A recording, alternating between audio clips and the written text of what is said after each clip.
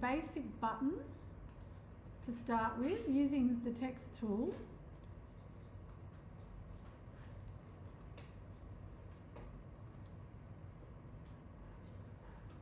I'm just going to call it menu. And notice I haven't made a button and then plonked the text on top. I prefer to do it this way, and then I'm going to treat that as a frame. When I click on it again, it looks like this, and I can resize it and all that sort of stuff. But see how it doesn't behave? I can't position it where I want to. So what I'd like to do is turn that from just a shape that I've made into a selection. So I will frame that selection, then it gets a name, and it appears over here, and I'm going to call it, my menu. Now I want to control where that text sits, so from that frame I want to add the auto layout. Now with the auto layout, if I start dragging on this,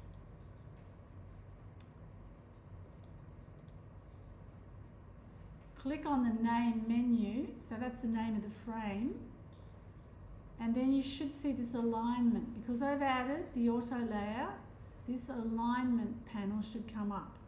So that's where you can start to play around with where your actual text is going to sit. So I'll just do that again.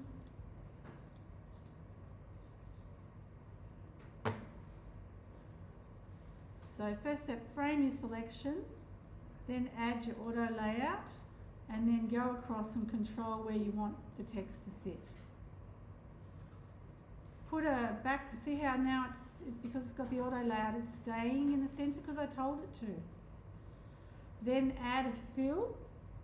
So I'm going to make it, now notice I did not draw text and then stick a box on top of it. I'm actually working with turning the text frame itself into a frame. Now I can then go and change that corner radius down there to make it kind of, 10's a good option, 10 or 15, just if you want to have those softer corners. Now I'm ready to turn it into a component. So you spend a little bit of time designing your button or your object, making sure you've made use of auto layout to control where things sit within the frame. Then you want to say create component.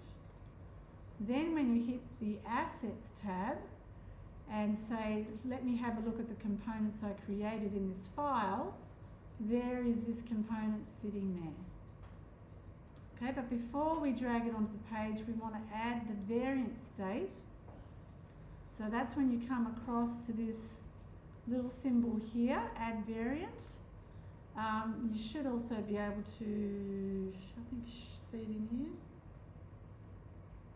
I think I just saw it somewhere there. Add variant. I can't remember where it is. I always use this little thing.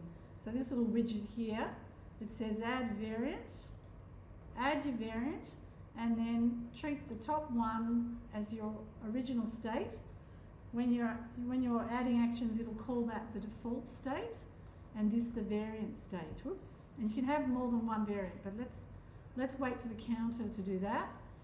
So the next step, the last step to make it look like it's doing something is to make a change in that lower variant, so your variant looks a bit different. So I'm changing the text color and so on. So we should see a change. How do we make the change happen? We need to go across to the prototyping tool, click on the first, which is called default. This is always called default. And this is the variant state. See, on tap, that's the trigger. The action is changed to, and the property is variant to.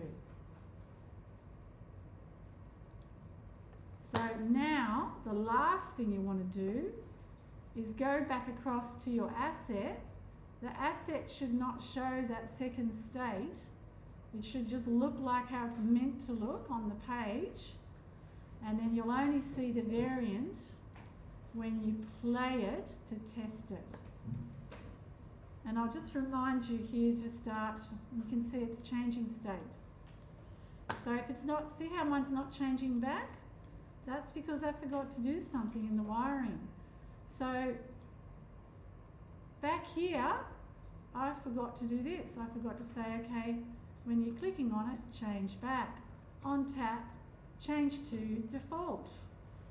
Okay, so without having to drag it back on the page again, that should now just update. And don't click on the object, click on the frame, the page, and then play it again and just check that it's working.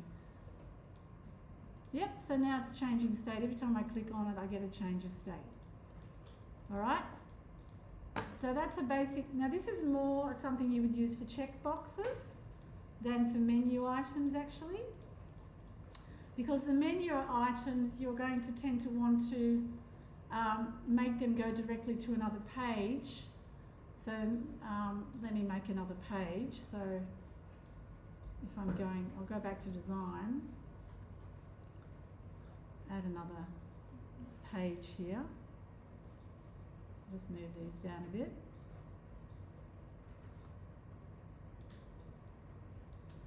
It's more likely with your buttons that you want to use them as navigation, in which case there's not really a lot of point putting the change state in on a phone app. Like I said, it's more for a checkbox. Let's just change the name of that to meals. So it's got a different name, and I'll change its colour. Just so you can see the change when I prototype it.